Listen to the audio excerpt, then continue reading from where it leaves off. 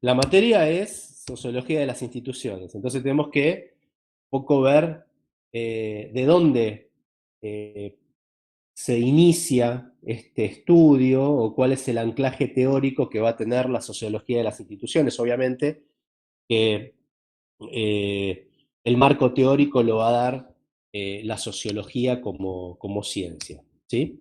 Entonces, lo que vamos a ver ahora es un poco los conceptos básicos de la sociología. Profesor, una pregunta. Buenas noches. Buenas Mari. noches, Mari. ¿Usted graba las...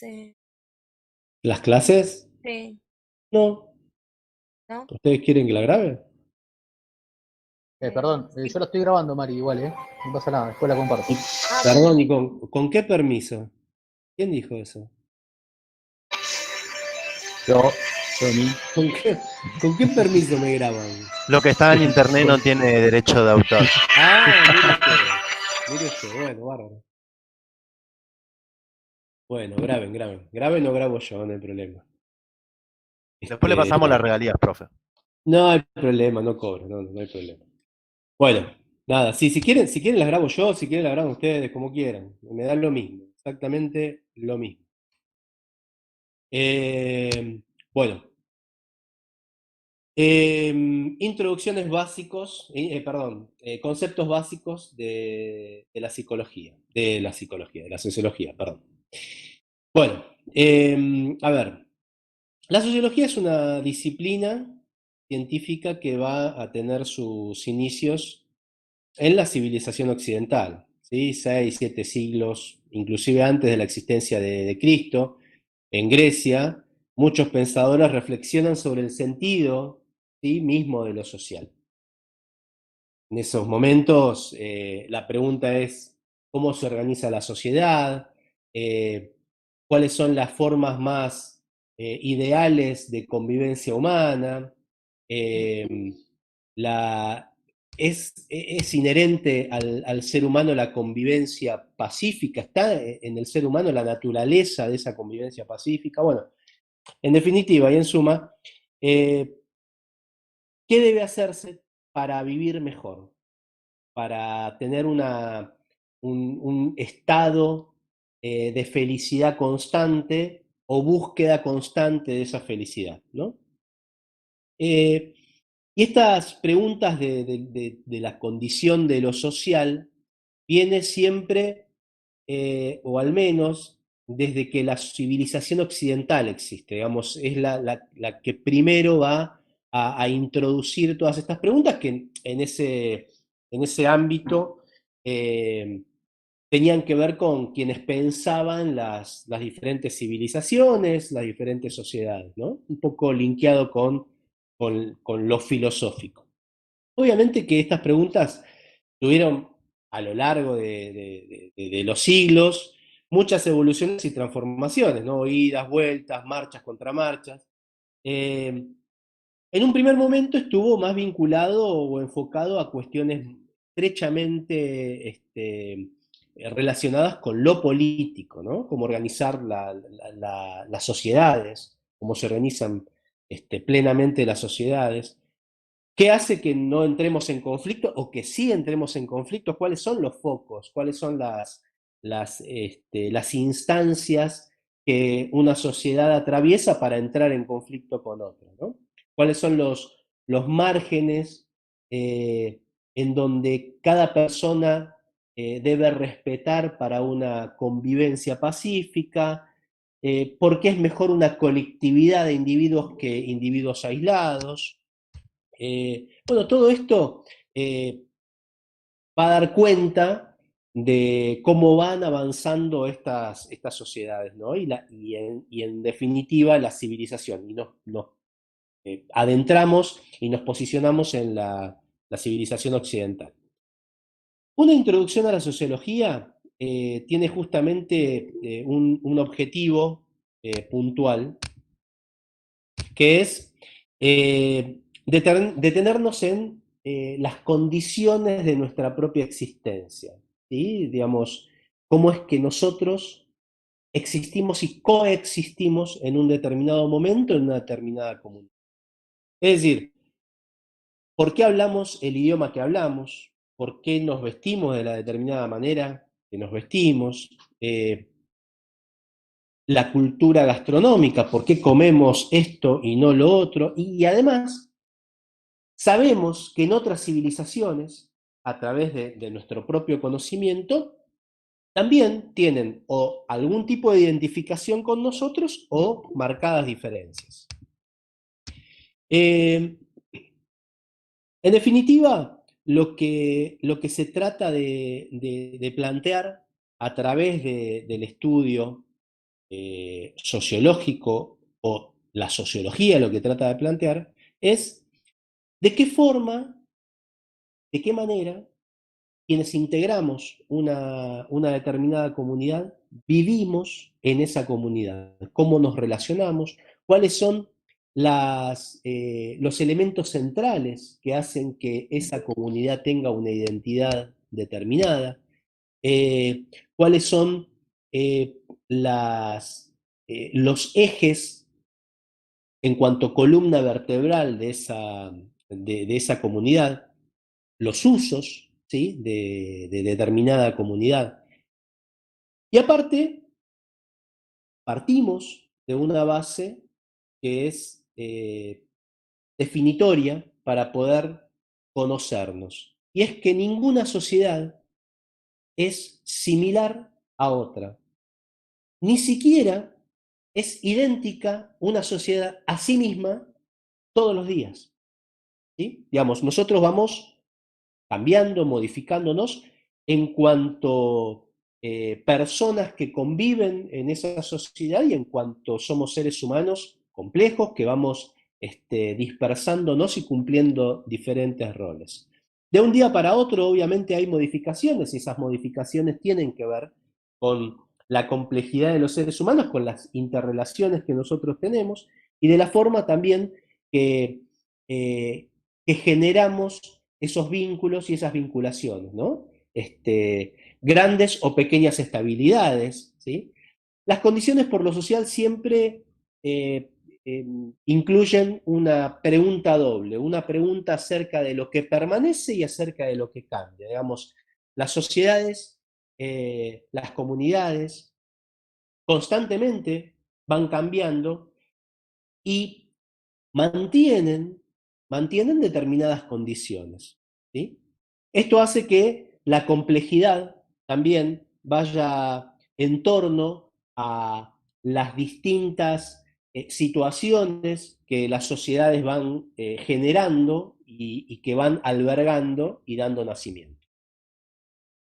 Ahora, la pregunta entonces sería, ¿por qué en una sociedad hay ciertas cuestiones que permanecen, ¿sí?, a lo largo del tiempo, y por qué hay ciertas cuestiones que cambian?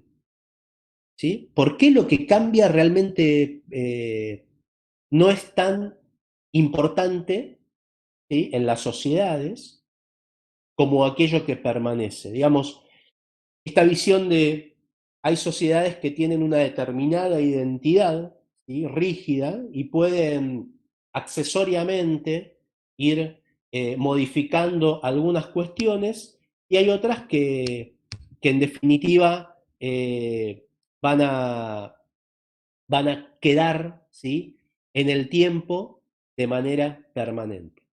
¿Se entiende hasta acá? Sí. Se entiende, perfecto. Muy bien.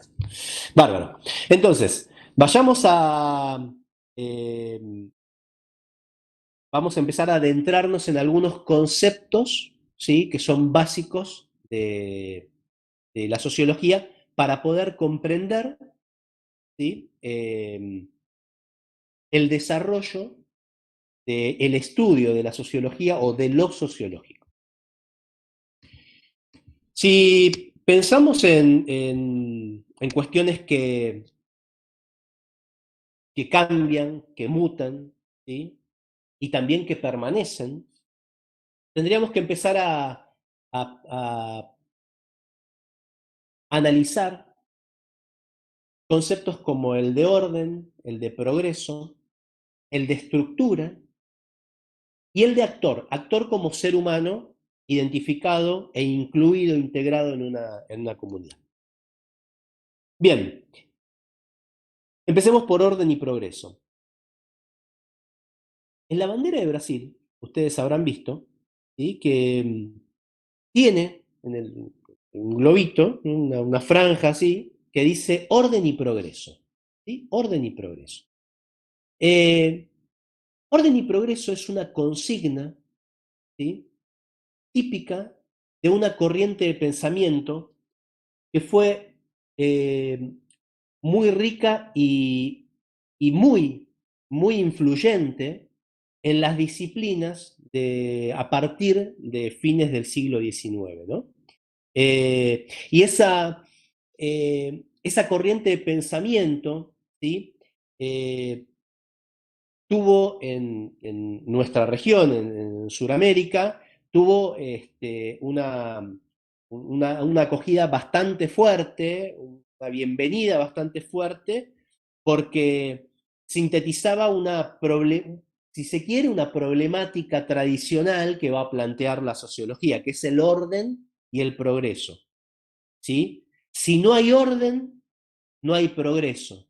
Y el progreso se puede conseguir con un orden. Digamos, sería como la síntesis de lo que va a plantear esta afirmación, ¿no? Orden y progreso. Incluso uno podría clasificar, ¿sí?, dentro de las corrientes sociológicas, ¿no?, aquellos que están,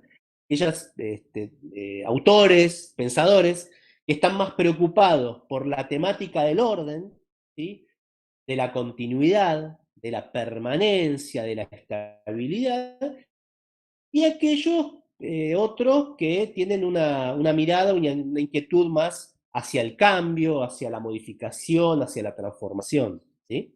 Digamos, pero siempre encuadrándonos entre estas miradas, ¿no?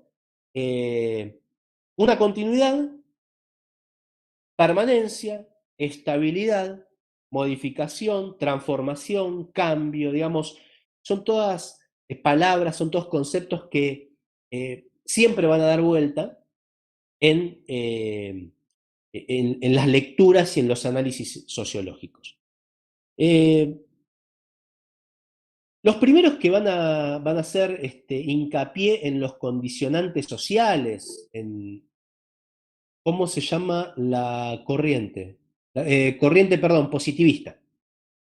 Perdón.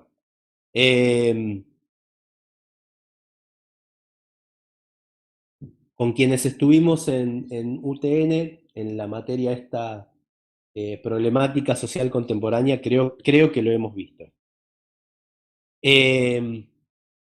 Los primeros que van a hacer hincapié, ¿sí?, en los condicionantes sociales, en las estructuras, incluso en todo lo que tiene que ver con el desarrollo, ¿no?, de estas estructuras a mediados del siglo pasado, se van a llamar estructuralistas, digamos, esa corriente, ¿sí?, dentro de la sociología, e inclusive también en la antropología, esa corriente que va a estudiar los condicionantes sociales, y ahora vamos a ver de qué se trata esto, se van a denominar estructuralistas, ¿no? Ponen el acento en que las partes de un todo, ¿sí?, tienen significación en la medida en que se relacionan entre sí, ¿sí? Digamos, una sociedad, una comunidad tiene diferentes integrantes. Diferentes integrantes. Nosotros, por ejemplo, ¿no?, diferentes actores con roles distintos, también lo vamos a ir viendo. Y va a estudiar, ¿sí?, esta corriente estructuralista, va a estudiar de qué manera estos actores, estas personas, estos individuos, integrantes de la comunidad, se van a relacionar entre sí, y cómo ese todo, ¿sí?, va a tener una significación en esas personas. Acá hay una pregunta que me hacía Jorge Pérez Parsons. Claro, Jorge, Stalcott Parsons es uno de los estructuralistas. La consideración de esos elementos en combinación, ¿sí? Combinados, que no son otra cosa que una estructura, son los que inciden para la continuidad de nuestra sociedad. Digamos, podríamos pensar que las sociedades permanecen siempre y cuando los integrantes de esa sociedad convivan, ¿sí? En una misma significación, o las significaciones estructurales centrales, nodulares de esa sociedad, no impliquen demasiados cambios, ¿sí? Entonces, ahí habría una continuidad, ¿sí? En el marco teórico, ¿sí? El marco social de la comunidad. En toda estructura hay diversos factores, ¿sí? Y esos factores están relacionados entre sí, pero a su vez tienen importancia diferente, ¿sí? Entonces tenemos factores primarios o factores centrales y factores secundarios. ¿Sí? En el siglo XIX, mediados del siglo XIX, ya casi en la segunda parte, digamos, un pensador alemán, Carlos Marx, hizo una lectura muy fuerte sobre los factores que tenían que ver dentro de las comunidades, de las sociedades, los factores de producción. ¿Sí? Es decir, si nosotros nos remitimos a lo que decíamos recién, que hay factores que inciden para la continuidad de nuestras sociedades, digamos, y que estos factores están relacionados entre sí, pero con distinto grado de importancia, ¿no? Marx decía que los factores referidos a la producción eran los elementos decisivos a la hora de pensar otros factores. Digamos que los factores de producción dentro de una comunidad eran factores centrales en esta división que hacíamos o que hacemos entre factores primarios y factores secundarios. Y lo que él denominaba relaciones de producción, ¿sí? Es decir, las relaciones que los seres humanos establecen entre sí en el momento de la actividad económica, ¿sí? Principalmente, constituían factores fundantes a la hora de pensar las características de la política, las características del arte, las características propias de la comunidad. Es decir, eh, los factores que van a darle una identidad, según Marx, una identidad fuerte a una comunidad, van a ser los factores de producción, las relaciones que se generen, ¿sí? Entre los seres humanos, los individuos, las personas que integran una determinada comunidad a través de la actividad económica. Marx decía que si uno entiende a la sociedad como una gran estructura, había algunos factores que constituían lo que él denominaba la infraestructura y otros que se llamaban superestructura. Digamos, estos conceptos son centrales en la teoría marxista, ¿no? Estructura, superestructura e infraestructura. Los factores que van a constituir la infraestructura en última instancia, ¿sí? Tienen que ver con aquellos que van a determinar, ¿sí? Que van a determinar el conjunto de relaciones propias dentro de una sociedad, dentro de una comunidad. Es decir,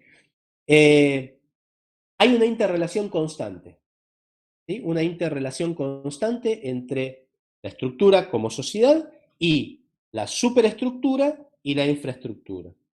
La infraestructura son aquellos factores individuales que se van a dar en el marco de la relación, ¿sí? En la actividad económica. La superestructura es aquella que va a enmarcar y encuadrar ese tipo de relación, ¿sí? Es decir, si lo graficáramos, sería como un globo, ¿sí? En donde tenemos la estructura que es la sociedad, una superestructura que es, en el caso de la lectura que hace Marx, las cuestiones económicas, y la infraestructura es aquella que va a relacionar a los seres que integran esa comunidad, a los seres humanos, a las personas que integran esa comunidad, a través de la actividad económica. ¿Se entiende esto?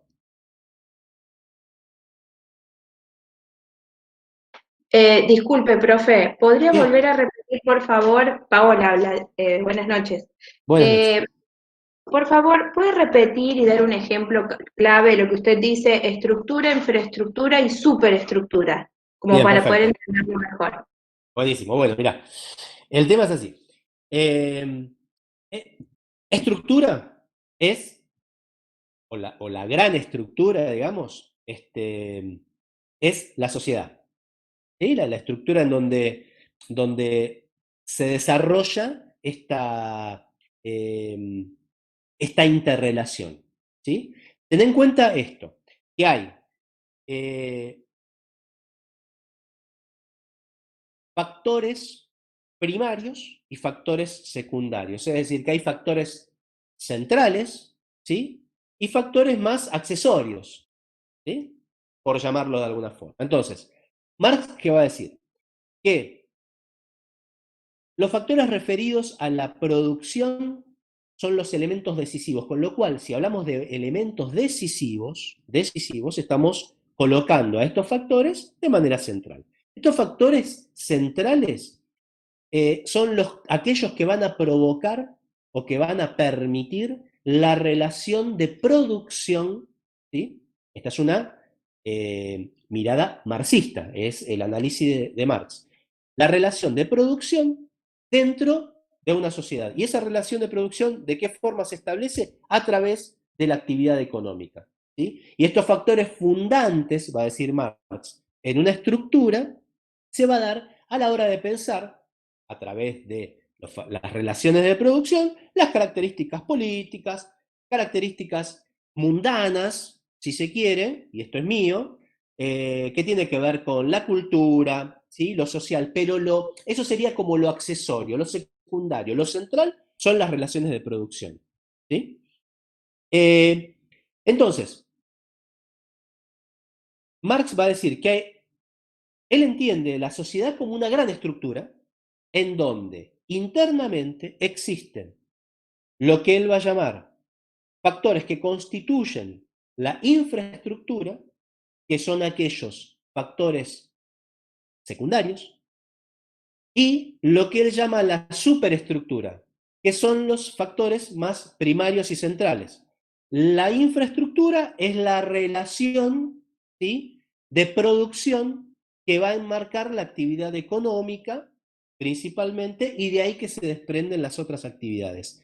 La superestructura es la que va a estar por arriba de la infraestructura y tiene que ver con las decisiones a nivel económico, que no tiene que ver con las relaciones de producción, sino que tiene que ver con algo más macro, ¿sí? En donde él va a diferenciar entre el capital y el proletariado, ¿sí? La burguesía y el proletariado.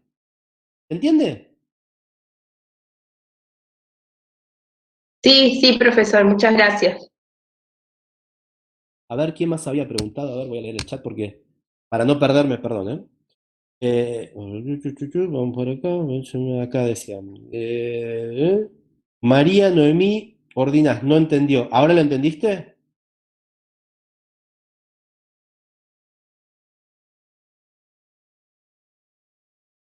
Bueno, no sabemos.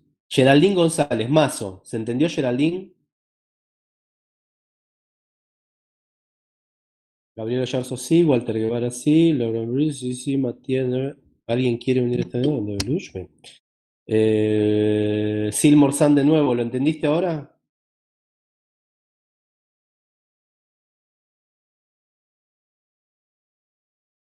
¿Hay alguien del otro lado?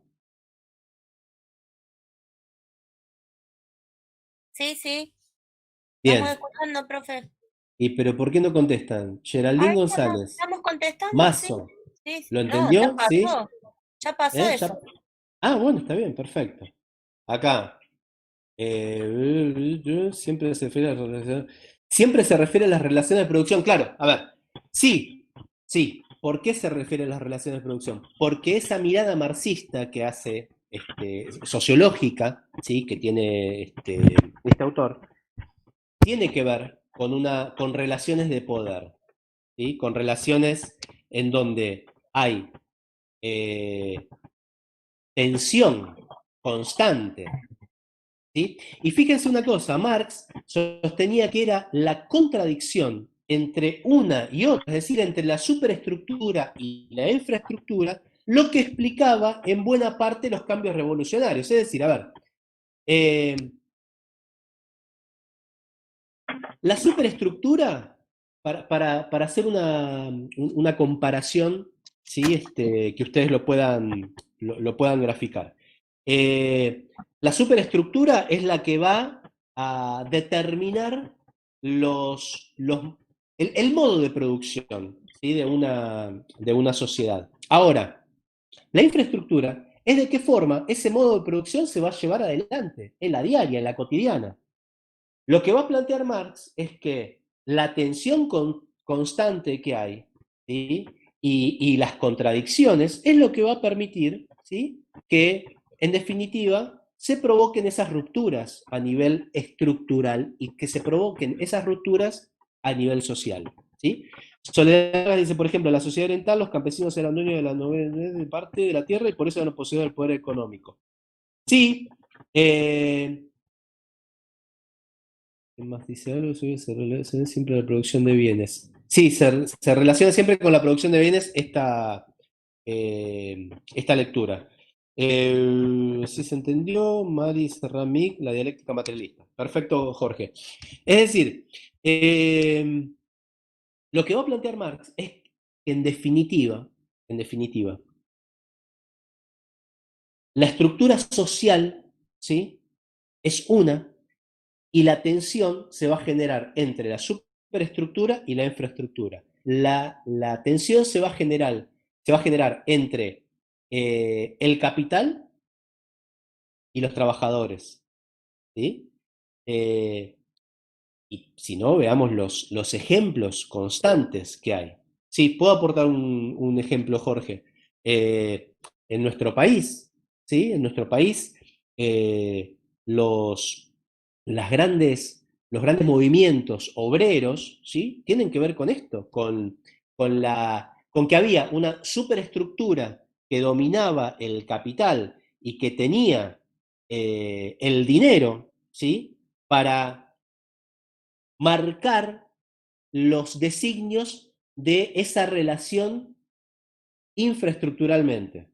Ahora, cuando esa infraestructura, relación directa entre la actividad económica, no condecía con lo que venía marcado por la superestructura, entonces se produce una tensión, se produce un quiebre. ¿Sí? Vayamos a un ejemplo, una fábrica. ¿Sí? Superestructura igual capital, infraestructura igual trabajadores. Exactamente. Vayamos Profesor, por decirlo, a ver, la profesor, pregunta recién, ahí ya voy, ¿eh? Por llamarlo de alguna manera, ¿no? Para que lo puedan entender. Sí. sí, yo lo que entiendo es que Marx lo que planteaba es que había una dicotomía entre los que tenían los medios de producción, o sea, los que tenían el poder, y lo que era el proletario, que la prole era el trabajador común. Entonces, que esa dicotomía era constante debido a que a medida que la producción va avanzando y se van utilizando nuevas tecnologías, el proletario a su vez también reclama mayores ingresos, mejores condiciones de trabajo. Bien, bien ahí. Lo de las tecnologías lo vamos a ver más adelante. Pero hay una cuestión de lo que planteaba recién Daniel, creo que es. Esa tensión, esto que vos planteabas recién, y lo llevo al ejemplo que estaba por dar, tiene que ver con aquellos que tienen el capital y que por tener el capital van a digamos, diseñar su propia estrategia, ¿sí? De generar más capital, de generar más riquezas, ¿sí? Y después están los otros, que son a través de los cuales el capital genera más riqueza. Entonces tenés el dueño y los laburantes, ¿sí? Vayamos a un ejemplo, una fábrica, ¿sí? Está el tipo que pone la papota, ¿sí? Y pretende que con lo que él le pone a la fábrica, ¿sí? Las personas que laburen le hagan generar más riqueza. Pero va a llegar un momento en donde esa riqueza va a tener cada vez más diferencia con las condiciones laborales de los trabajadores, va a haber cada vez más distanciamiento, entonces vas a tener un tipo que va a ganar mucho por lo que genera sus empleados, sus trabajadores, y después tenés los tipos que están en las líneas de máquina, ¿sí? Que no van a tener ese incremento, ¿sí? En su propio pasar, en sus propios ingresos. Entonces, ahí es donde se va a generar una ruptura, ¿sí? Fíjense que lo que denomina, que recién Daniel decía, la dicotomía, esta contradicción que se va a generar, es precisamente porque tenemos pocos dueños de la producción, digamos, de los elementos, de las herramientas, de los modos de producción, y tenemos muchos que son los que hacen que estos dueños puedan sostener ese estatus productivo. ¿Se entiende? A ver, en el contexto de la revolución, a ver, acá Javier dice, en el contexto de la revolución industrial, el capitalista dueño de las máquinas es el obrero que cambia su fuerza de trabajo por cantidad de dinero. Esa relación de poder se enriquece el capitalista, no asalariado, exactamente. Isabel Herrera dice, dueño de los medios de producción versus dueño de la fuerza laboral. Perfecto. Tendencia de crecimiento, adueñarse de la producción, tendencia de crecimiento, perfecto, perfecto, perfecto. Buenísimo, bien. Entonces, esta es una introducción a uno de los conceptos de la sociología, ¿sí? De, digamos, uno de los autores principales, ¿sí? Digamos, la sociología tiene como padres, ¿sí? Por así llamarlo, y uno de ellos es Marx. Ahora, si hablábamos de estructuralistas, ¿sí? Que dice Ana Claudia Bordón, perdón que... Pero esto es en todos los ámbitos productivos, y en algún punto sí, Igual después vamos a ver que hay diferencias entre el ámbito privado y el ámbito público, ¿no? Pero en definitiva, la estructura la estructura de análisis o el marco de análisis marxista es así. Y lo podemos llevar a cualquiera de los ámbitos. Estructuralistas. Otro de los estructuralistas, antropólogo, ¿sí? No sociólogo, antropólogo, que tuvo mucha influencia en el siglo XX, es Claude Lévi-Strauss, ¿sí? El de los pantalones, el de los jeans.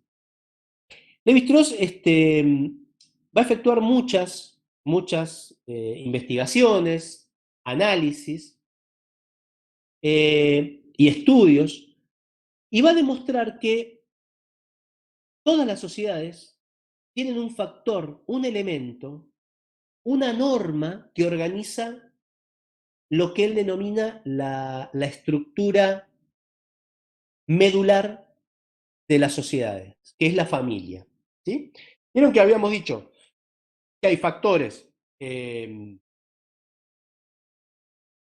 permiten a las sociedades permanecer, que serían los factores como centrales, ¿sí? Los primarios, y hay factores que son accesorios en donde, bueno, las sociedades se van modificando, las sociedades como están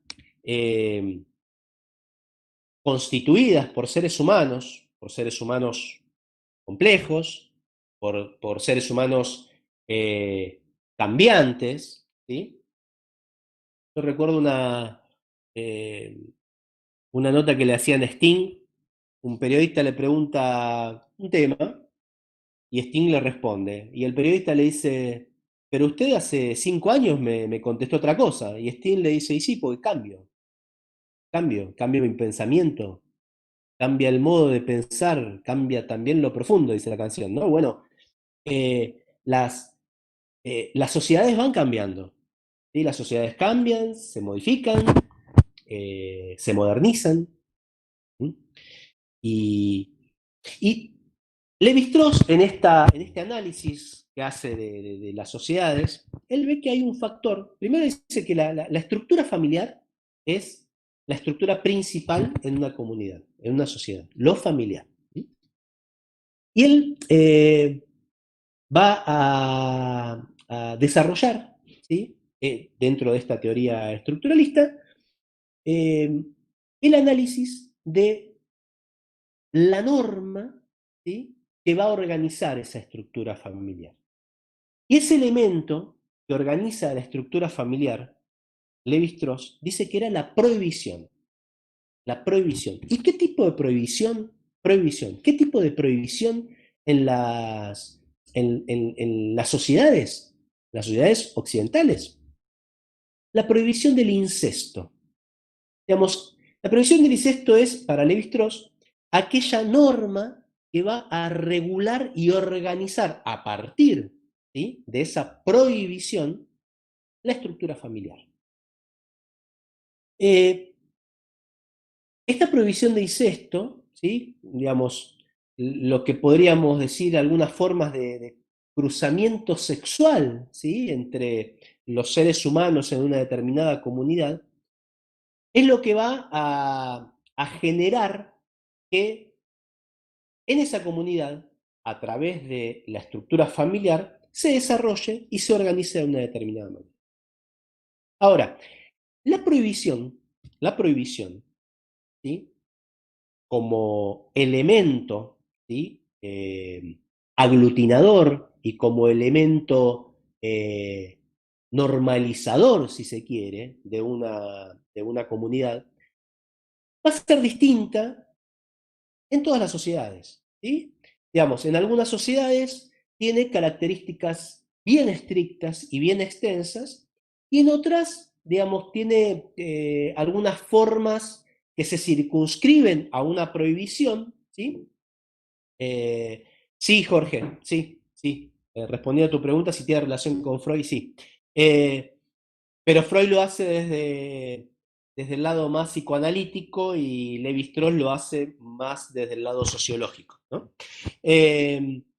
Ahora, les decía que esa prohibición, ¿sí?, como tal, tiene marcadas diferencias en las distintas comunidades o en las distintas sociedades.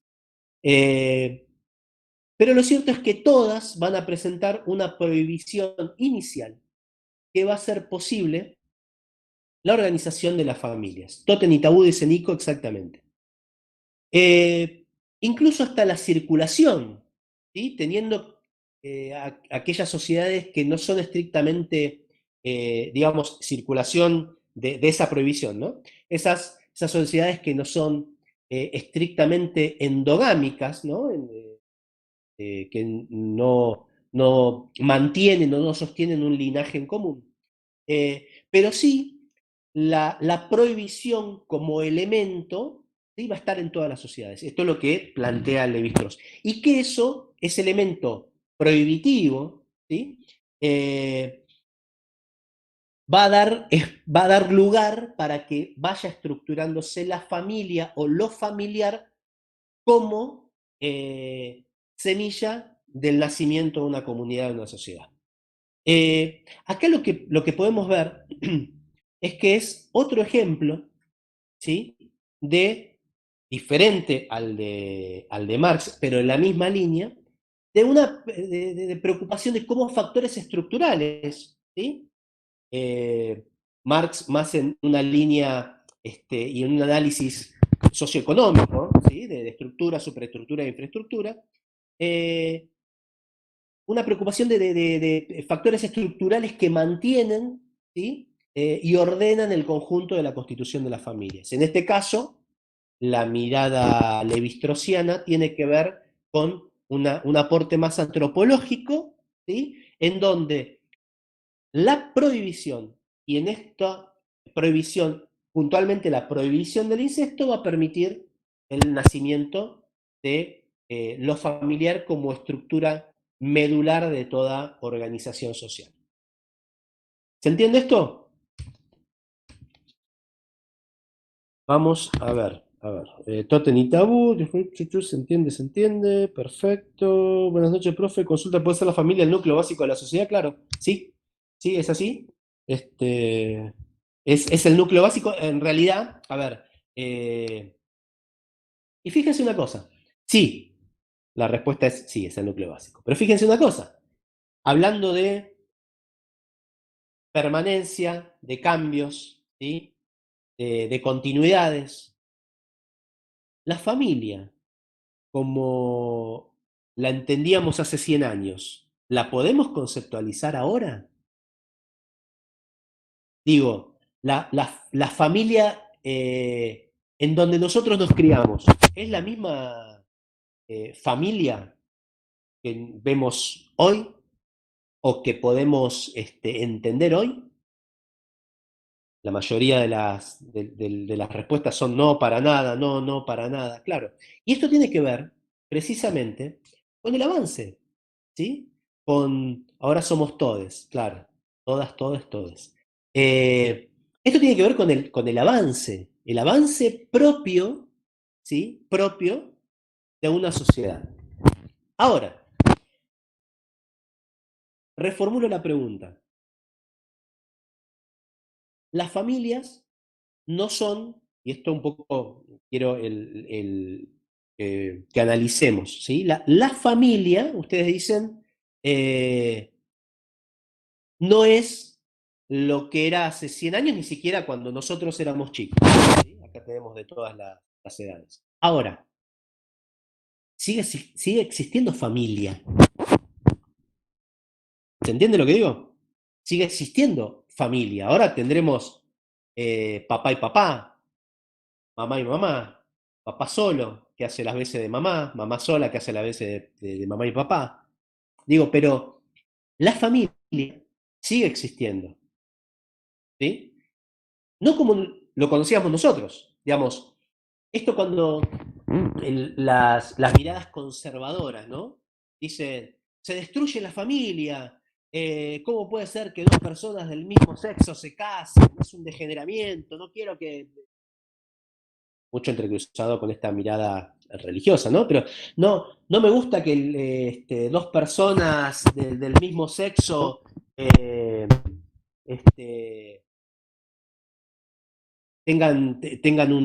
adopten una criatura, porque, bueno, hemos escuchado cada barbaridad, ¿no? Respecto a eso. Ahora, ese concepto de familia, ¿sí? Puede ser el que se haya ampliado, ¿sí? Yo tiendo a pensar que se amplió, no que se destruyó. Y acá los comentarios son monoparental, familias diversas, familias ensambladas, familia de todo tipo. Ahora, vuelvo con lo mismo. La familia, como elemento central, sí, pero hay que tener en cuenta y mucho cuidado. Ahora los voy a leer, ¿eh? Ahora los voy a leer. Termino con esta idea. La familia como elemento central sigue siendo, ¿sí? La semilla que le da lugar a la creación de las sociedades. Lo que de repente se modificó es el concepto de familia, que uno ahora podría decir tradicional, ¿no?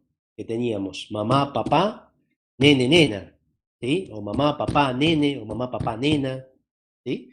Pero lo nuclear, ¿sí? No se ha modificado. Entonces, acá vemos un claro ejemplo de aquellos factores que son centrales y aquellos factores que son secundarios. Y ahora los voy a leer, y al que quiere hablar, lo escucho. Me gustaría que nos escuchemos más que... vamos a ver. A ver. Sí, obvio, en diferentes ámbitos, pero es familia de manera más amplia, dice Alejandro Mancini. Porque la sociedad tampoco es la misma. Sí, claro, obviamente, avance pareciera siempre positivo. Dos mamás o dos papás, claro, la base de la sociedad son básicamente la familia, la sociedad como esté conformada, sí, ya hay un estereotipo ideal. Sigue existiendo la familia, solo se diversificó, exacto. Familia monoparental, familias diversas. Sí, pero hay que tener en cuenta y mucho cuidado cómo enseñamos e informamos. Ahora me gustaría que María Noemí amplíe esto. Pero familia del fin, dice Luisa Calapeña, la familia como institución perdura.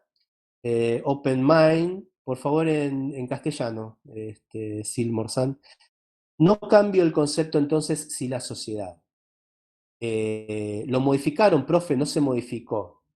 Evolucionamos, como la vemos hoy, no. Dice, como la vemos hoy, no, pero desde lo biológico, para reproducirnos y que la sociedad se sostenga en el tiempo, es necesario el hombre y la mujer. Bien, bueno, tomémonos, antes de continuar, 5 minutitos. A ver, ¿quién quiere arrancar? Tratemos de hacer una intervención, no dialoguemos, tratemos de hacer una intervención cortita, de 1 minutito, para cerrar conceptos. Sí.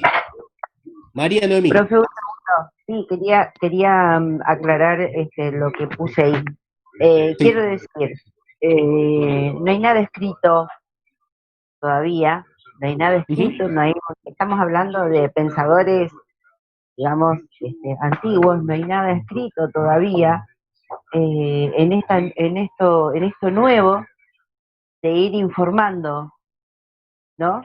No hay nada escrito de cómo están formados hoy en día, porque fue cambiando tan rápido todo. No hay un pensador, digamos así, que escribió rápido este cambio como para informar, educar de acuerdo a alguien que escribió sobre las nuevas familias.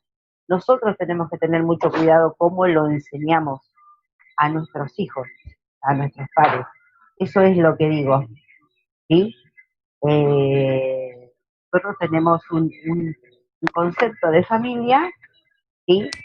Que creo que cambió muy rápido, y no está escrito como para tener digamos, una guía o leer e informar.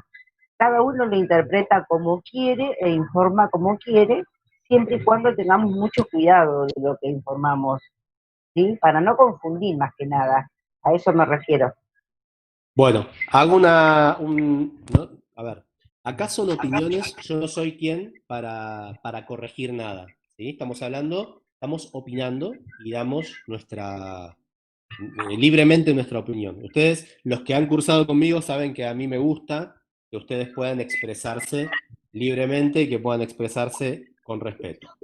En referencia a lo que dice María Noemí, yo tengo mi opinión y se las quiero compartir. En primer lugar, me parece que yo le agregaría a esto que sí, les pido cerrar el micrófono, María Noemí, así, ahí está. Yo le agregaría que el tema de la información, ¿sí? O lo que está escrito, es teorizar sobre cuestiones que tienen que ver más con lo afectivo. Es decir, cuando se debatió, hace muchos años atrás, ¿no? Esto fue en el gobierno de Alfonsín, cuando se debatía la ley del divorcio, ¿sí? Se generó un revuelo mayúsculo, y nadie se ponía a pensar, como tampoco creo que ahora se ponen a pensar, cuando se escuchan estas opiniones extremistas, en que hay un factor preponderante en la familia, y que va más allá de si es varón y mujer, si es mujer con mujer, si es varón con varón, si si pueden concebir o no se puede concebir, porque en realidad ahora la concepción, digamos, ha quedado ya, no es un elemento aglutinante para lo familiar. Yo creo que el elemento aglutinante para lo familiar es el afecto, es el amor, en definitiva. ¿Sí? Es el amor. El amor. Y el amor trasciende el sexo, trasciende lo genérico. ¿Sí? El amor existe entre los seres humanos. Y después está el amor, digamos, alguien que decide tener su pareja del mismo sexo, su pareja del sexo, de otro sexo, o estar solo. Entonces, en definitiva, por eso digo que yo por lo menos lo relaciono lo familiar con lo afectivo, ¿sí? Lo que se vincula es lo familiar con lo afectivo, porque no hay, y volviendo a tu expresión, Noemí, no hay nada escrito, no hay nada informado. La verdad que yo no necesito que haya algo escrito para que realmente yo pueda sentir amor por otra persona, ¿sí? Por otra persona. Y en definitiva, lo importante es la forma en que nos vinculamos y el respeto con el que nos vinculamos. ¿Sí? ¿Un Profesor. comentario? Ahí voy. A ver, ¿me aguardás un momentito, Daniel? ¿Yo acá? Sí, yo hablo porque me cuesta mucho escribir, o sea, soy lento para escribir. Perfecto. Acá me había pedido la palabra, pero no deja de ser para cada uno. Pido la palabra, dice Walter Guevara. Y después teníamos a alguien más que pidió la palabra, Jorge, y después Daniel. Ahí estamos. Walter, te escuchamos. ¿Qué tal? Buenas noches, profesor. Hola, ¿qué tal? Buenas noches. ¿Cómo estás? Sí, por favor, empecemos a respetarnos, pidamos la palabra, vamos por parte, no nos crucemos porque es la base de todo. Como la familia es la base de muchas cosas, de todas relaciones, el respeto. Yo lo que no entiendo es por qué tenemos que pedir un instructivo, por decirlo de alguna forma, cuando estos cambios no son cortos en el tiempo, tardan 40, 50 años. O sea, todavía estamos generando los cambios. Yo me acuerdo cuando volvió la democracia, era chico, ¿no? Tenía 13 años, 14 en el 84, cuando era toda la locura de la pornografía, las revistas porno. Hasta inclusive se llegaron a vender después dentro de un nylon negro para que no se vea, ¿sí? Y ahí empezaron todos los cambios. Estamos recién haciendo. Tenemos un proceso por delante muy profundo.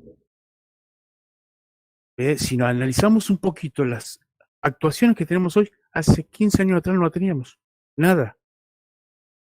Y más aún si vamos viendo. O sea, estamos en el posmodernismo, que es una locura, donde estamos todos tratando de ver cómo viene, cómo analizamos, cómo podemos integrar las distintas cosas.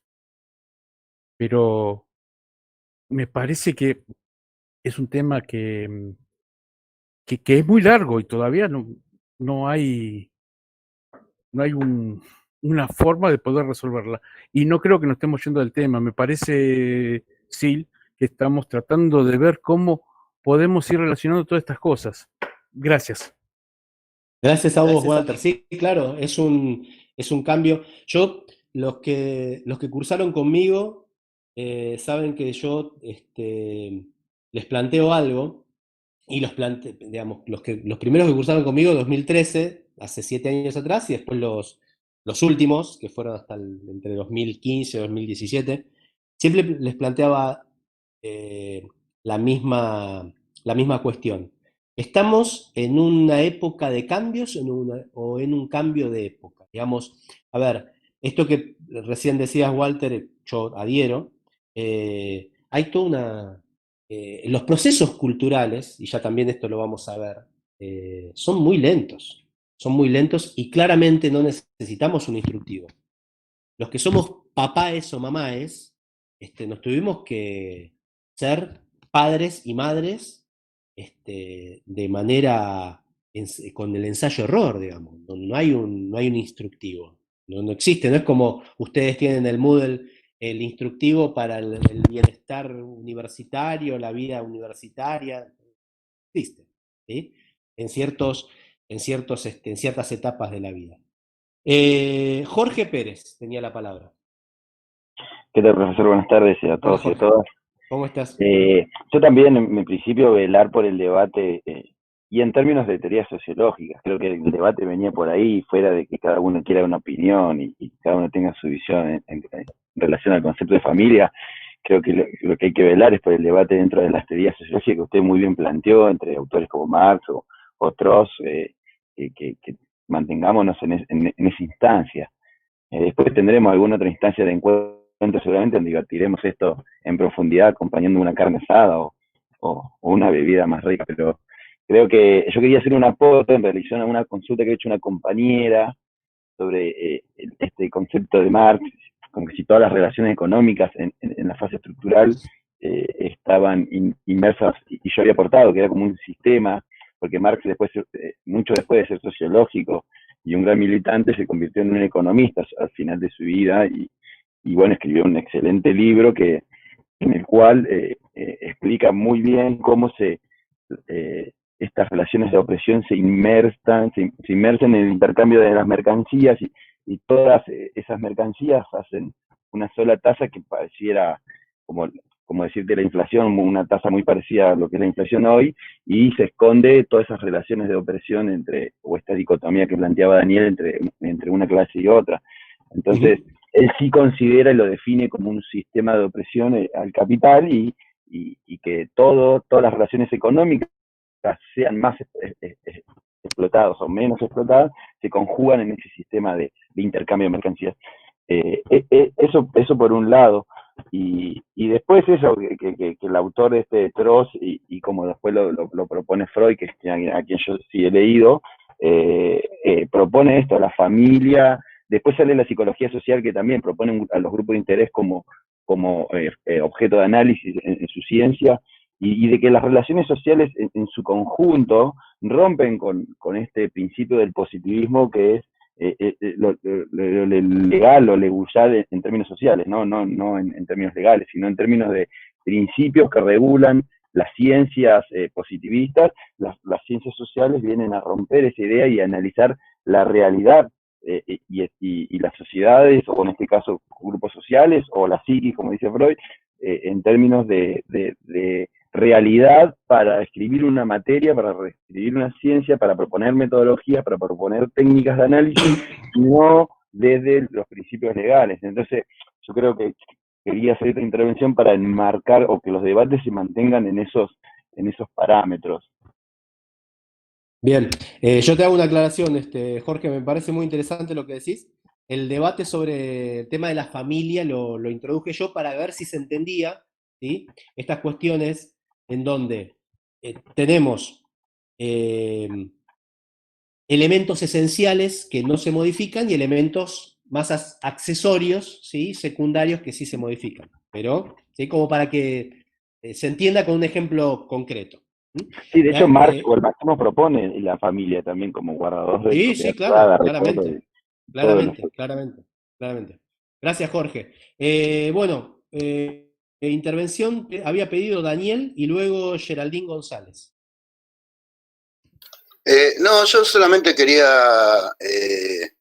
con el respecto a este tema de la familia, sí, que justo pega, o sea, estamos debatiendo más allá de la opinión de cada uno, pero en esto tiene que ver mucho también la sociología de las instituciones, porque son las instituciones que han permitido,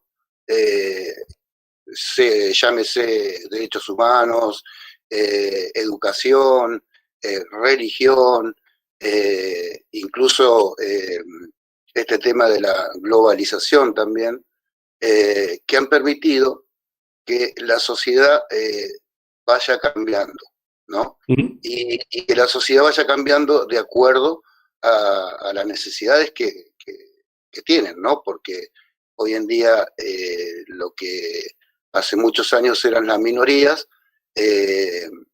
tienen, o sea, hay, ¿cómo se llama esto? Hay, uy, no me sale la palabra ahora, pero es como que se van organizando esas minorías y bueno, y hay mucha mayor posibilidad de opinar, de actuar, y bueno, y cómo se van formando asociaciones que también son instituciones.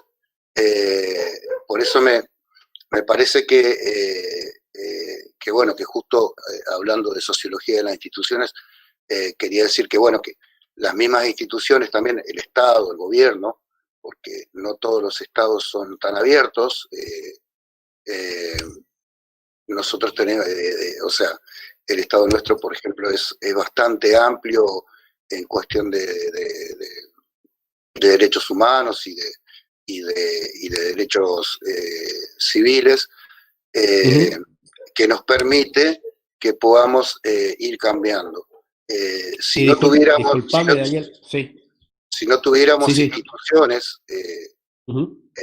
como las que tenemos, creo que esto no sería tampoco posible. O sea, Totalmente. Ahora, ustedes seguramente lo van a ver, o lo estarán viendo, lo van a ver con el profesor Déramo, y esto que vos planteás de tenemos un Estado abierto, digamos, yo diría que tenemos una constitución amplia y después tenemos gobiernos que hacen uso de esas constituciones, de esa amplitud, ¿no? Como para empoderar a estos grupos que vos decís, estas minorías y demás. Gracias, Jorge. Y estaba Geraldine ahí. Geraldine. Hola, profesor Mari. Y bueno, ¿por qué me pone el Es que nombre artístico? Geraldine no me Yo quiere cambiar el perfil de ella. Cómprese una computadora y póngase usted Mari, listo. Es que en la otra no tengo micrófono, profesor, se me rompió el micrófono. Me va a hacer llorar, bueno, dígame.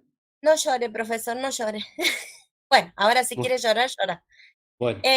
Con respecto a la familia, fue una pregunta que usted lo hizo. Sí. Creo que aunque a Jorge no le gusta y quiera centralizar la clase sobre ciertos temas que me parecen bien y que solo usted, que es el profesor, los tiene que plantear y cómo se llevará a cabo la clase, me parecen interesantes porque cada uno tenemos pensamientos distintos y estamos en democracia y podemos decir lo que pensamos siempre bajo un marco de respeto. Yo pienso que la familia es lo central. Usted dijo que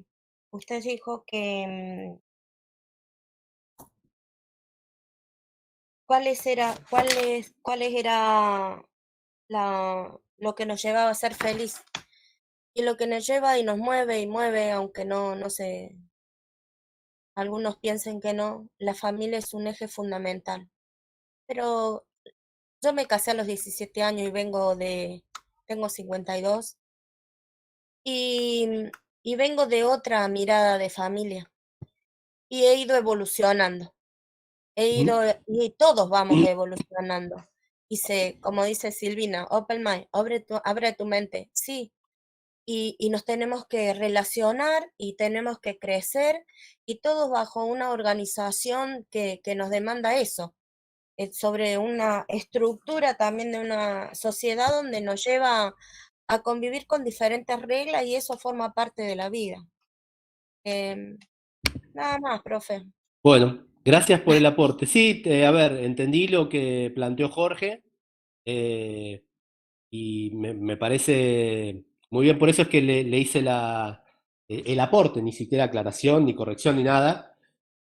Yo quería que ustedes, y no hace falta tampoco que Jorge pida disculpas, digamos, yo quería que ustedes puedan encontrar, como me piden ejemplos, que, bueno, encontremos un ejemplo para que vean la cuestión de la familia. Bueno, continuamos. La cuestión, digamos, de cómo se estructura una sociedad y a partir de qué, según Lévi-Strauss. Ahora, tanto los ejemplos de Marx como Lévi-Strauss nos van a mostrar autores, ¿sí?, que tienen una mirada y preocupados, digamos, por la continuidad, ¿sí? Por cómo se establecen regularidades en las sociedades y cómo se rompen esas continuidades, ¿sí? En el caso de Marx, con esa tensión que planteaba, en el caso de Lévi-Strauss, con la ruptura de esa prohibición. Incluso esas situaciones de permanencia o de modificación van más allá de la conciencia de las propias personas, ¿sí? Entonces, lo que tenemos acá es, se va a presentar una situación, digamos, una situación dramática, actual, ¿sí? Que lo podemos ver en estas miradas estructuralistas. Tenemos, si el condicionante social lo es todo, ¿sí? Si el condicionante social, en el caso de Marx, la superestructura, en el caso de Lévi-Strauss, la prohibición, ¿nosotros tenemos algún grado de libertad humana? Digamos, si nacemos en una determinada sociedad que nos va a marcar desde chicos, ¿sí? Ya sea en un marco de referencia con normas de prohibición y también en una estructura y en un marco socioeconómico, ¿tenemos algún tipo de libertad? ¿Cómo la ejercemos? ¿De qué manera? ¿Es posible salir de esas estructuras? ¿Es posible romper esas estructuras? Más aún, cuando uno cree que rompe esas estructuras, o que estamos rompiendo con esas estructuras, en definitiva no caeremos en una trampa que nos tiende la propia estructura y nos hace creer algún cierto grado, algún tipo de libertad, alguna libertad ilusoria para cada individuo. ¿Mm? Ahora vamos con el... ¿quién de acá aportó algo? Walter, ¿sí? Ahora vamos con eso, Walter. Termino la idea. Entonces, esto que se le presenta a las... No lo digo yo, es una trampa, ¿sí? Que se le presenta un drama, digamos, a los estructuralistas, ¿no? Digamos, hacen ese análisis y dicen, pero, a ver, ¿este condicionante social permite algún tipo de libertad? ¿Este condicionante social permite, posibilita salir de esas estructuras? Y aún así, cuando creemos nosotros que salimos de esas estructuras, ¿no será que el condicionante mismo, la estructura misma, nos hace creer que salimos, pero en realidad continuamos? ¿Sí? A ver, este interrogante que se plantean los propios estructuralistas van a tener una mirada, digamos, de continuidad en otros pensadores, ¿sí? Que van a poner el foco en la preocupación central por la transformación, es decir, por el cambio. Si hay cambio, quiere decir que hay ruptura, ¿sí? Si hay cambio, quiere decir que hay una salida a un determinado momento, a un status quo determinado por la comunidad, por la estructura misma. Entonces, estos pensadores que le van a dar un poco de vuelta a lo que va en el nudo en que se encuentra el estructuralismo, van a empezar a preguntarse de qué forma se organizan las modificaciones en las sociedades, ¿sí? Porque si hablamos de avances, hay modificaciones, hay cambios, ¿sí? ¿De qué forma? ¿Qué es lo que hace que las sociedades vayan a cambiar? En definitiva, ¿qué es lo que hace que las sociedades provoquen internamente sus propios cambios? ¿Cómo se avanza y cómo se retrocede? ¿No? Y como decía Marx, ¿sí? Cuando se modifican las relaciones de producción, también se modifican las costumbres, también se modifica lo social, ¿sí? También va a modificarse no solamente lo accesorio, sino se va a modificar lo vertebral, lo nodular, ¿sí? Y si pensamos en que estas modificaciones, como bien alguien dijo, lleva su tiempo, ¿sí? Lleva su tiempo de maduración. ¿Por qué? Pues las modificaciones no se dan de un día para el otro. Las rupturas sociales no se dan de un día para el otro. Los cambios de paradigmas no se dan de un día para el otro. Tiene que haber un campo fértil para que realmente pueda darse un cambio de paradigma a nivel social, porque recuerden que la legitimación de ese paradigma nuevo, ¿sí?, la dan los integrantes de las sociedades, la dan los integrantes de una comunidad. Y ese avance y retroceso, ¿sí? Alguien recién manifestó el tema de, eh, de los derechos humanos, alguien mencionó. Eso fue un avance, retroceso, cambios, modificaciones, luchas, ¿sí? El concepto de lucha en lo social es bien interesante, ¿sí? Pero también el contexto en donde se da cada uno de estos avances y retrocesos. Recordemos que cuando reflexionamos sobre lo social, no vamos a circunscribirnos solamente a un análisis de los grandes cambios y no vamos a tomar una fotografía, ¿sí?, de un momento determinado. Los cambios tienen una línea histórica, ¿sí? Los cambios, cuando se dan esos grandes cambios, es porque se fueron dando pequeños avances en las sociedades, pequeñas modificaciones, algunas veces casi imperceptibles. Entonces, vamos a poder estudiar cuáles son los elementos que van en el sentido de la permanencia y aquellos que van en el sentido del cambio. Entonces, ¿se entiende hasta acá? Antes de avanzar. No rompemos acá. Avance sin duda. Había un comentario recién de... acá, Walter. Dice, no comparto, las leyes pueden ser modificadas haciéndose uso del imperio de la ley más allá de las instituciones que defenderán derechos. Sí, Walter, sí. Es cierto que que las leyes ordenan, ¿sí?, y que las leyes tienden a generar algún tipo de, digamos, permanencia o marcar algún estado de permanencia normativa en las comunidades. Ahora, una ley no va a permanecer mucho tiempo, ¿sí? Que se entienda esto. Una ley no va a permanecer mucho tiempo si no genera la legitimación mínima en una comunidad, ¿sí? Entonces, la idea de que la ley, como dice el escudo chileno, por la razón o por la fuerza, que se imponga una ley, tiene que ver también con las condiciones para que esa ley se pueda imponer en una determinada comunidad. Si hay una ley que se quiere imponer por por una superestructura, ¿sí? Seguramente la infraestructura, si esa ley va en contra de la esencia social, seguramente no va a tener, por más que se establezca, no va a tener demasiada legitimidad. Y te pongo un solo ejemplo, la pena de muerte. ¿Entiendes?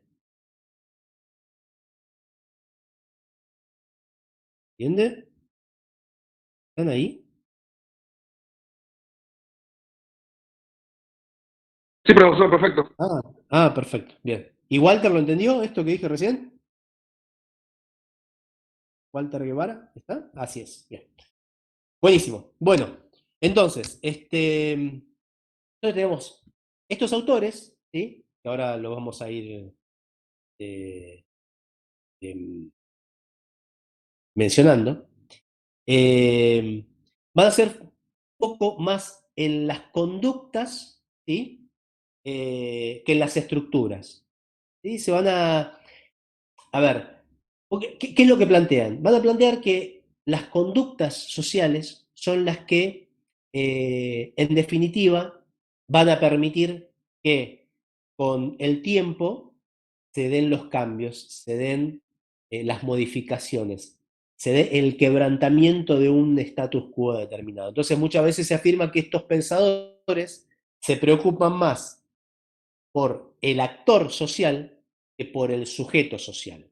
Digamos, el actor como activo, ¿sí? Como participante activo de una modificación, de un cambio social. Entonces, en esta instancia, digamos, no vamos a detenernos en los grandes determinantes sociales, sino de qué forma esos actores sociales van a permitir que se produzcan esos grandes movimientos. ¿Sí?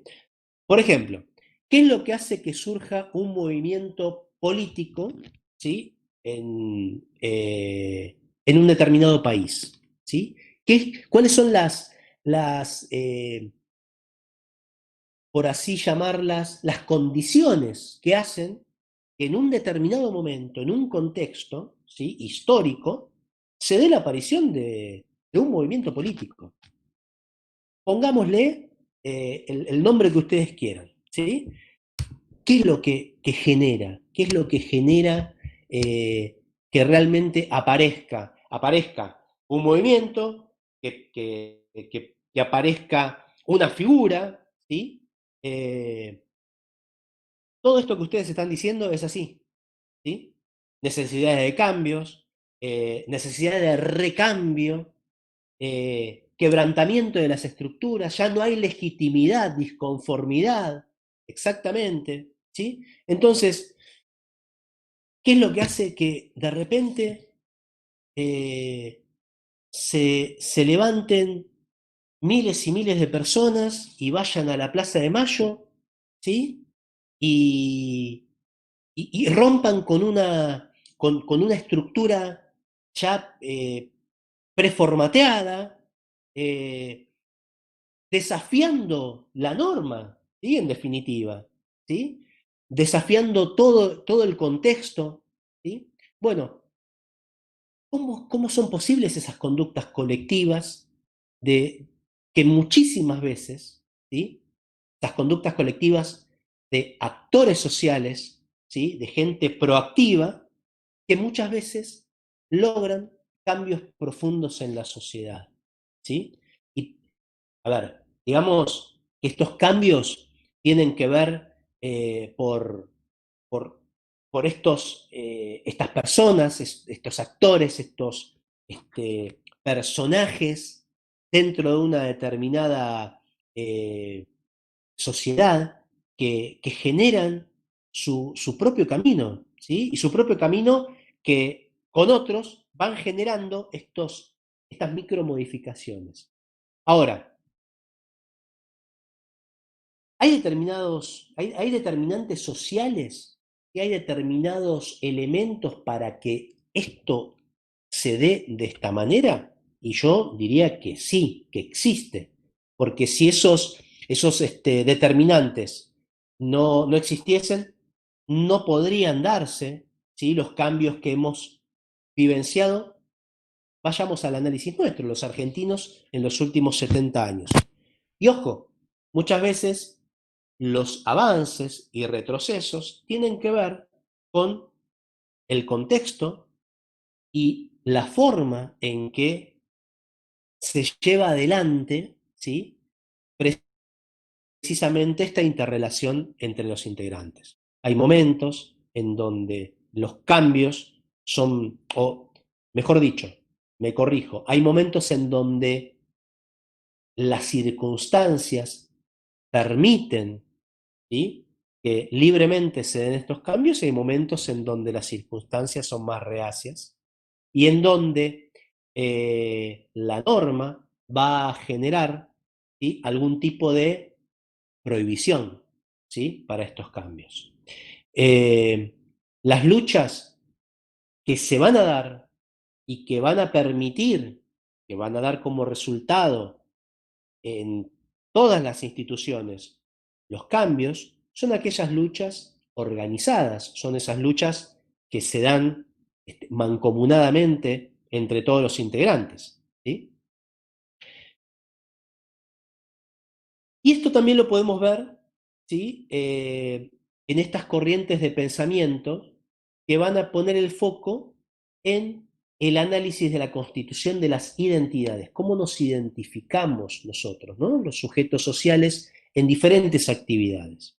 Entonces, lo que vamos a analizar acá es cómo se constituyen estos conglomerados humanos, esta masa, ¿sí? Y nos vamos a encontrar contradicciones entre la estructura y la infraestructura, exactamente. Y nos vamos a encontrar con estos autores, como habíamos visto al principio, estructuralistas, más enfocados en la continuidad, y otros autores más enfocados en el papel del sujeto social, ¿sí? En el papel del sujeto social como hacedor de esos microcambios. Es decir, los estructuralistas, más interesados o más preocupados por la continuidad, ¿sí? La continuidad o no continuidad, y los autores que van a, como estos, que van a analizar más el cambio dentro de las sociedades. Estas perspectivas, ¿sí? Estas miradas se van a entrecruzar y todo análisis de la sociedad no se encuadra solamente en una de estas miradas, sino que hay como una amalgama, ¿no? Una mixtura que va a combinar estas inquietudes, ¿no? Entonces, esta combinación, ¿sí? A ver, si nos ponemos a pensar, si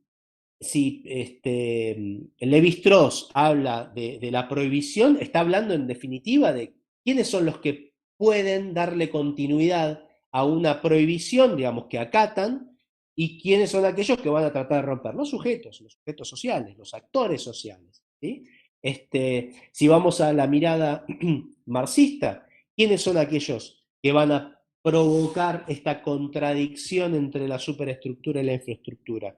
Los sujetos sociales, ¿sí? Las personas con determinados roles, aquellos que tienen, porque a ver, el dueño del capital es una persona, el laburante es una persona, digamos, esa interrelación, esa contradicción, ¿sí? Señalada por Marx, se va a dar entre las personas. Entonces, el análisis, ¿sí? No se encuadra solamente en un análisis sociológico, en un análisis solamente estructuralista o en un análisis que pretende ser más, y ahora vamos a describirlo un poco más, idealista, ¿sí?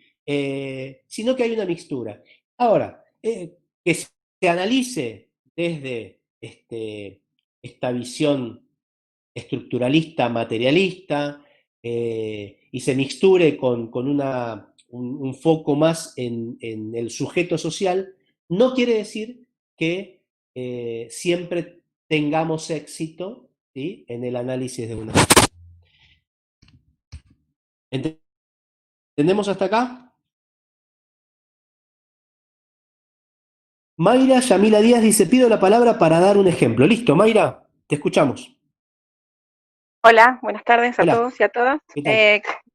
¿Qué tal? No, yo lo que quería mencionar respecto a esta mirada, digamos, esta mixtura que se da entre la mirada estructuralista y un poco más la individualista que se centra en la capacidad de acción de los actores.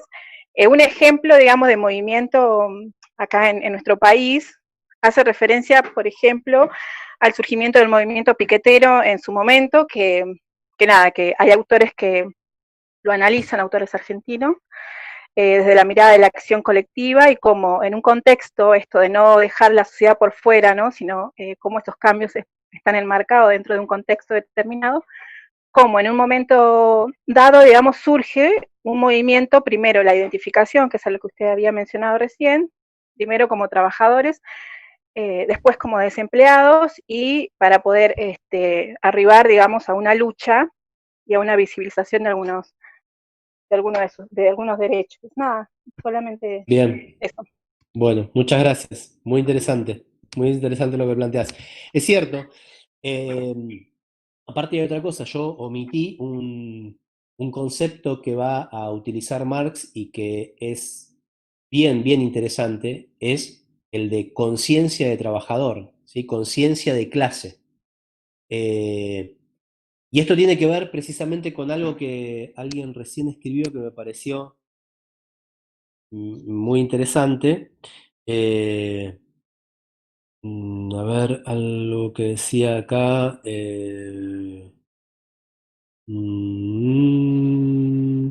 Paola Sánchez Díaz decía recién, escribió, todo cambio depende de la sociedad, no es lo mismo luchar en una sociedad muy estructurada. Claro, las sociedades que son estructuradas que están muy normatizadas, ¿sí? Tienen unas normas muy rígidas. Y obviamente, cuando se genera algún tipo de tensión, ¿sí? Se hace mucho más llamativo, ¿no? Porque como bien plantea Paola, las sociedades que tienen una estructura rígida, ¿sí? Uno tiende a pensar que tienen todo bajo control. ¿Sí? Pero existen esto que veníamos mencionando recién, esas micromodificaciones que van erosionando un poco esas estructuras. Y cuando ya no se puede sostener más, ¿sí? Una determinada instancia, una determinada calma, y eso erosiona. Fíjense, por ejemplo, es raro escuchar una huelga de trabajadores en Japón. ¿Sí? Es raro escucharlo. Es raro. Ahora, cuando existe esa huelga y es muy erosionante, ¿sí? Es distinta a la nuestra, es otra cultura, claramente. Entonces, uno ahí puede observar que no hay estructuras perfectas, por empezar, que hay micromovimientos en esa estructura, cual cimientos que van experimentando sismos pequeños, ¿sí? Y en definitiva, realmente dan como resultado que haya algo se mueve. ¿Vieron cuando alguien dice me movieron las estructuras? ¿Sí? O se me movió la estructura. Algo pasó, algo existió ahí. ¿Sí? Bueno, me parece que hasta acá llegamos. Si ustedes no se oponen. Vamos a arrancar el viernes. Lo que puedo agregar, lo que dice María, la forma de lucha se manifestó en su oportunidad. A ver, la forma de lucha que se manifestó en su oportunidad fue acompañado con un nuevo paradigma, el corte de ruta y quema de gomas, nuevas estructuras, nuevos paradigmas. Totalmente, ¿sí? Sí, seguramente. Hay un antes y un después del movimiento piquetero, claramente. Y fíjense que inclusive, y esto es algo que vamos a ver más adelante, inclusive a ver, lo semántico es importante. Hasta antes de que existiese el movimiento piquetero, nadie decía, no existía la palabra piquetero, ¿sí? No existía la palabra piquetero. Hasta antes de 1976 no se institucionalizó de la forma, y eso no quiere decir que no haya habido, pero de la forma que se empezó a utilizar a partir del año 76, la denominación de desaparecido no existía, e inclusive hubieron desaparecidos, ¿sí? Antes del 76. Entonces, semánticamente, hay un filósofo que se llama Richard Rorty que dice que para cambiar los mundos hay que empezar a cambiarlos a través del lenguaje. Y es interesante eso, es muy interesante porque uno va cambiando, va denominando, ¿sí? Y en esa denominación, que es las denominaciones sociales, implican una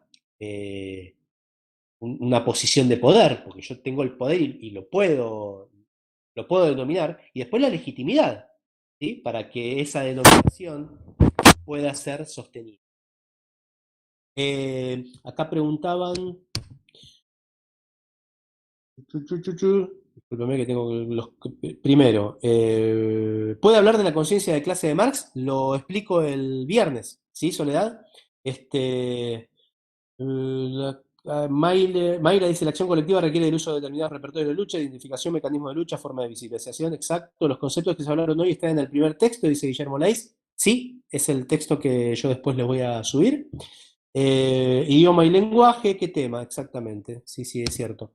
Bueno, chicos, chicas, chiques, nos vemos el viernes. Voy a tratar de resolver la cuestión del link, pero si no, el viernes nos vemos por el mismo canal y a la misma hora. Cuídense.